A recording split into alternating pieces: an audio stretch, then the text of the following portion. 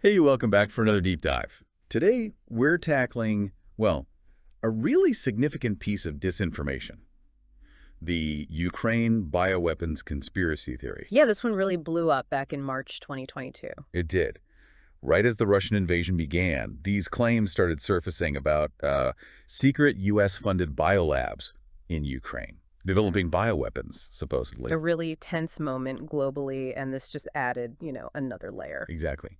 So for this deep dive, we've dug into the Wikipedia article covering it all. Right. It synthesizes a lot of different sources, news reports, scientific takes, official statements. It gives a pretty solid overview. Our goal here is to basically get a clear picture, understand what was claimed, how it spread, and importantly, how it was debunked. I'm sort of separating the fact from the fiction, basically. Precisely. Mhm. We want to trace the whole life cycle of this conspiracy theory. Okay, so Yeah. let's unpack this. Where did these claims, these initial accusations, actually come from? Well, the core accusation came straight from Russian officials. That was the source. They were the ones saying Ukraine had these secret U.S.-funded biolabs and that they were making biological weapons. Right.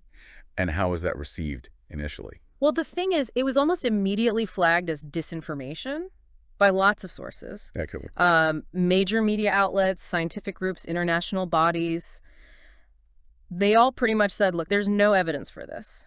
Okay, so identified as likely false right from the get-go. Yeah. But it didn't just stop there, did it? Did Russia keep pushing it? Oh, yeah. And it wasn't just Russia either. It got amplified. Amplified? How so? Well, quite significantly by China's Ministry of Foreign Affairs and their state media outlets, too. Really? What were they saying? They were calling for a full account, that was their phrase, of Ukraine's biological military activities, echoing the Russian line, essentially. And then it seeped into other areas too, right? Online spaces? Absolutely. It found a very receptive audience with QAnon followers. They picked it up really quickly. Yeah. And then later, various far-right groups, particularly in the U.S., started promoting it as well. It's interesting how these things can jump tracks, from state actors to online conspiracy groups. Yeah, it shows how narratives can spread and find fertile ground in, well, pre-existing belief systems, even if there's no factual basis. So you had the accusation, the amplification, the spread online. What about the actual debunking? You said it was flagged early on, but how was it definitively refuted? This is maybe one of the most interesting parts. Russian scientists, actual Russian scientists, publicly challenged their own government's claims. Wow. Okay, from within Russia itself. Exactly. They came out and said very clearly that the documents the Russian military was showing as proof, well, they just described routine public health research. Routine? Like what? Like identifying and studying pathogens. Normal stuff for public health labs, not bioweapons development. So the evidence presented wasn't evidence of weapons at all? According to those Russian scientists, no. Which is a pretty powerful refutation coming from inside, It really highlighted the gap between the official narrative and the scientific reality. It is significant. Yeah. Were there other denials too? From international bodies? Oh, definitely. The U.S. denied it, Ukraine denied it, the United Nations. They all weighed in. And the Bulletin of the Atomic Scientists as well, all explicitly stating there was no evidence of a bioweapons program. Right. Plus, and this is a key legal point, both the U.S. and Ukraine have signed the Biological Weapons Convention. Which effectively bans bioweapons, doesn't it? It bans their development, production, stockpiling, use, the whole lot. So having a secret program would be a major treaty violation. So multiple denials, authoritative sources, treaty obligations. Yeah. Yet the narrative persisted. Let's dig into who, specifically within Russia and maybe China, was pushing this. Sure. Within Russia, you had some high-profile figures. Sergei Lavrov, the foreign minister, Dmitry Medvedev, who's deputy chairman of their Security Council. Top officials then? Yes. And even official channels like the Russian embassy in Sarajevo was tooting about it. Wow. And of course, Russian state media was crucial. Sputnik, TASS, they were pushing the story hard. And China's involvement was mainly that demand for a full account. Primarily, yes, from their foreign affairs ministry, adding weight to the Russian claims, essentially. Did Russia try to take this beyond just media statements? Did they, take it to the UN formally? They did. In March 2022, they actually called a meeting at the UN Security Council specifically to air these allegations. And what happened there? Did they present new evidence? Well, reports from the meeting suggested it was mostly seen as Russia just reasserting the same unproven claims. Not much in the way of credible evidence was presented, apparently. And the UN's response? The UN officials basically said, look, we have no evidence of any Ukrainian biological weapons program. And what was the counter-argument from the U.S. and its allies at the time? Their counter was pretty stark. They accused Russia of spreading this disinformation potentially as a setup. A setup for what? As a possible prelude or justification for Russia potentially using chemical or biological weapons themselves. An accusation in a mirror, perhaps? That's a very serious counter-accusation. So it became part of this larger information war surrounding the invasion. Absolutely. It wasn't just a fringe theory. It was playing out on the international stage. Okay, let's circle back to those Russian scientists you mentioned, the ones who spoke out. Can we get a bit more detail on their scientific refutation? What specifically did they object to? Yeah, so researchers, I believe, from Moscow State University wrote an open letter. They were quite direct. What did they say? They criticized the state media narratives, pointing out specific scientific inaccuracies, like the whole idea of genetic weapons targeting exclusively Russians. Yes, I remember hearing about that claim. They called that an outright lie and said it was biologically impossible, just not how genetics or weapons work. Okay, so debunking that specific sensational claim, what else? They also looked at the actual evidence. Russia presented this list of dangerous bacteria strains found in the labs. Right. The scientists clarified these weren't actually weaponizable strains. They weren't the kind of things you'd typically use in bioweapons. So just standard pathogens found in research labs. Exactly. And get this, they pointed out that some of these very strains Ukraine was studying had actually been purchased by Ukraine from Russian companies. No kidding. So the evidence included material sourced from Russia itself. According to these scientists, yes. Which, really kind of pulls the rug out from under the claim that these were for nefarious purposes directed by Ukraine against Russia. Yeah, that definitely complicates the narrative. So scientifically baseless claims, evidence that points to normal research.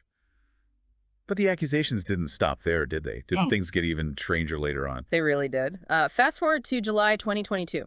Two members of the Russian State Duma, that's their parliament, announced findings from some kind of Biolabs Commission investigation. Okay, an official investigation.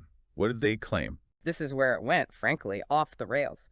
They alleged Ukraine was giving drugs to its soldiers, drugs that would completely neutralize the last traces of human consciousness and turn them into the most cruel and deadly monsters. Seriously, turning soldiers into monsters. That was the claim.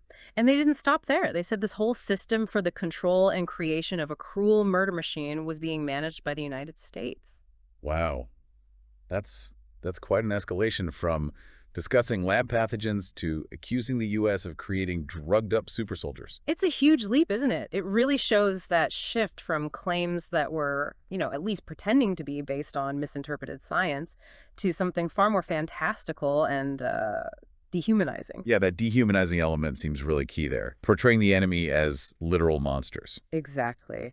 And that kind of rhetoric is incredibly dangerous historically. It can be used to justify almost anything if you paint the other side as less than human. Chilling escalation. Okay, so Russia made these claims, even took them to the UN. Were there more formal sort of diplomatic exchanges about this under international treaties? Yes, there were. After pushing the narrative in the media, Russia formally submitted questions to the U.S. in June 2022. They did this under Article V of the Biological and Toxin Weapons Convention, the BWC. Okay, using the official treaty mechanism. And did the U.S. respond? The U.S. did respond publicly in August 2022. Their response was quite pointed. They accused Russia of making numerous mischaracterizations. Mischaracterizations of what? Of the situation, of the treaty, of the facts. The U.S. also argued that Russia's submission wasn't really asking genuine questions, seeking clarification. What was it doing then, according to the U.S.? The U.S. said it was basically a list of assertions designed to imply sinister motives without actually proving anything, kind of like framing accusations as questions. Okay. A way to sow doubt without needing evidence. A classic tactic, maybe? It certainly can be used that way, yeah, muddying the waters. Did the U.S. address any of the specific Russian points in their response? They did. They went through several accusations. For instance, on the legality of the labs, the U.S. stressed they were totally legal under the BWC. In fact, the BWC encourages cooperative research on health threats. And they made a really interesting point. The U.S. had a similar cooperative research program with Russia for over 2 decades. With Russia itself. Yeah, from 1992 until 2005, when Russia decided to terminate it. So this kind of cooperation wasn't some unique, suspicious thing happening only in Ukraine. That's a very important piece of context. What else did the U.S. rebut? They pushed back on the idea that Ukraine was sending all its disease data to the U.S. They clarified it was just standard scientific collaboration, sharing specific samples when requested, voluntarily for joint research, normal science stuff. Right. They also mentioned that the documents Russia had released as evidence were basically unreadable. And when the U.S. asked for clearer copies, Russia apparently turned around and falsely claimed the U.S. hadn't responded at all. Another tactic using a procedural request to claim non-cooperation. Seems like it. And on the claims of secrecy, the U.S. said that was nonsense, too. How so? They pointed out the agreements were public. Information was on websites, both U.S. and Ukrainian. Research results were published in scientific journals, summarized in official BWC reports. Nothing secret about it. So accessible to anyone looking. Pretty much. And one last thing, Russia had claimed the pathogens being studied weren't relevant to Ukraine's health problems. Right. The U.S. response basically said that showed Russia didn't understand Ukraine's actual health situation. Things like anthrax and cholera are endemic there, and the war itself was increasing the risk of outbreaks, making that research more relevant, not less. So the research focus actually made sense given the local context and the conflict. It really sounds like the official Russian claims were systematically picked apart. Based on the U.S. response and the earlier scientific statements, yes. They didn't seem to hold up to scrutiny. Okay, but despite all this, the scientific rebuttals, the official denials, the theory clearly didn't just vanish. It spread online. Let's talk about that propagation. How did it move through online spaces? Yeah, it definitely gained traction online. Conspiracy theorists, especially QAnon promoters, really latched onto it. What were they saying? They were basically just echoing the Russian disinformation, these false claims about U.S.-funded labs making weapons in Ukraine. And ignoring the actual purpose of the labs. Completely. I mean, just to reiterate the reality, that 2005 agreement between Ukraine's Ministry of Health and the U.S. Department of Defense, it was about preventing the spread of dangerous tech and pathogens, securing old Soviet bioprogram remnants. So the opposite of creating new weapons. Exactly. And the labs set up under that were for monitoring and preventing new epidemics, public health, essentially. And you mentioned they weren't secret. Not at all. Publicly listed. Owned and run by Ukraine and not the U.S. Ukrainian scientists doing the work, presenting research internationally, all above board. But the conspiracy narrative twisted that completely. Totally. QAnon followers somehow interpreted the existence of these public health labs as the reason for the Russian invasion. They spun this bizarre tale about Putin and Trump working together to destroy these supposed military labs. Oh, wow. That's quite a leap of logic. Did other online figures pick it up too? Oh, yeah. InfoWars jumped on the bandwagon, amplifying the same conspiracy theory. It's disturbing how quickly these narratives catch fire and get distorted, isn't it? Yeah. Especially when they fit into existing worldviews. Was there any data on how this spread tracked online? There was. Zignal Labs, a media intelligence firm, noted something interesting. Initially, there was a lot of English-language chatter online. Okay. But after March 6, 2022, there was a big surge in Russian-language posts about Biolabs, and that eventually overtook the English content. Suggesting a potential shift in focus or origin of the posts. Possibly. And Pirate Technologies found what they think was the very first mention of Biolabs in Ukraine online on Gab, the alt-text site. That was February 14th, 2022, before the invasion even started. Pre-invasion. Yeah. Interesting timing. Any other tracking? Yeah. CMAS, a German organization tracking extremism, found a big German Telegram channel pushing false claims about a secret U.S. biolab in Ukraine really heavily. Telegram seems to pop up a lot in these contexts. It does. And CMAS made another key observation. A lot of the online figures who had built audiences during the COVID-19 pandemic, pushing anti-vax stuff or other pandemic conspiracies. Yeah, exactly those. Many of them seemed to pivot pretty seamlessly to pro-Russia narratives around the Ukraine invasion. And often, the underlying theme remained the same. It's all a big conspiracy by global elites against ordinary people.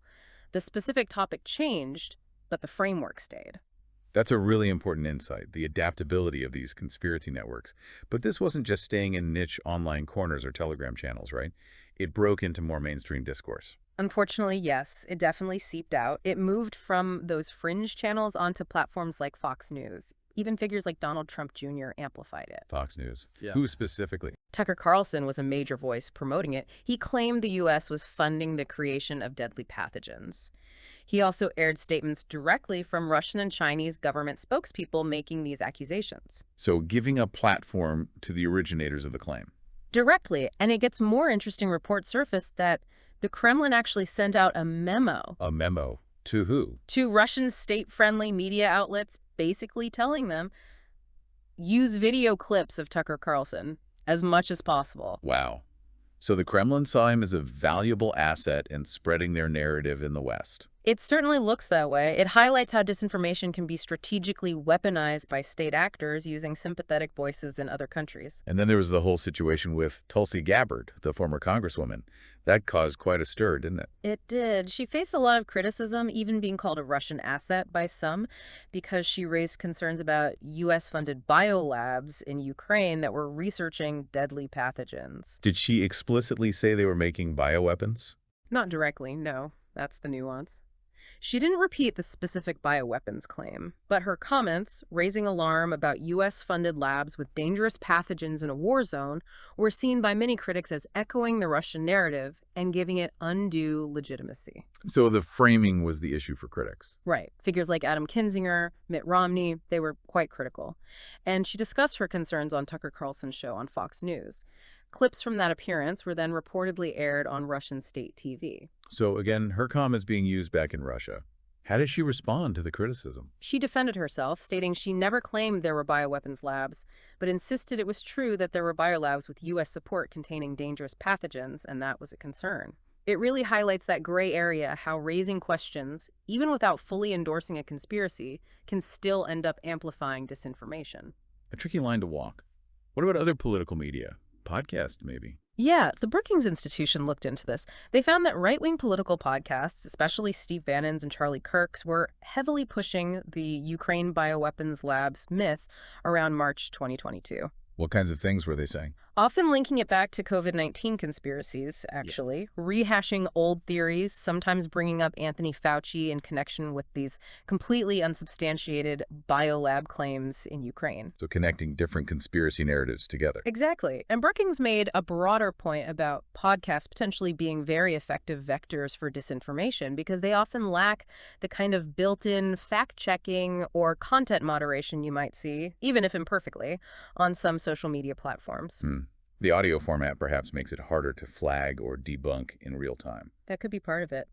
And speaking of platforms, another study, this one by the Center for Countering Digital Hate, found that Facebook had failed to label the vast majority, something like 80% of posts sharing articles promoting this conspiracy theory as being false or misleading. So despite the debunking, the platforms weren't effectively stopping its spread. It seems not, or at least not consistently. So you had this ecosystem, state actors, online theorists, sympathetic media figures, podcasts, social media failures, all contributing to the spread. It really feels like this didn't just spring out of a vacuum in 2022. Were there links to older conspiracy theories? Historical patterns? Oh, absolutely. A political scientist, Thomas Rid, talks about this. He suggests it might be an example of what's called the accusation in a mirror tactic. We mentioned that earlier, accusing others of what you're doing. Exactly, or what you've done or what you want to do. Rid pointed to historical Soviet examples. Like in the 80s, the Soviets spread disinformation claiming the CIA was weaponizing mosquitoes, right when the Soviets themselves were actually using chemical weapons in Afghanistan. Wow. Okay. Any other examples? Yeah, Operation Infection, a big Soviet campaign to blame the U.S. military for creating HIV/AIDS. It served as a distraction from other Soviet activities. So, a known historical playbook. Pretty much. Rid also speculated that the more recent conspiracy theories around the COVID-19 lab leak might have sort of primed the pump, making certain audiences, particularly on the right, more receptive to another story about secret labs and dangerous pathogens. Leveraging existing anxieties and narratives again. And wasn't this specific type of accusation about biolabs in former Soviet countries something Russia had done before Ukraine? Yes, definitely. The Kremlin has a track record of spreading similar conspiracy theories about completely ordinary biology labs in places like Georgia and Kazakhstan. Georgia.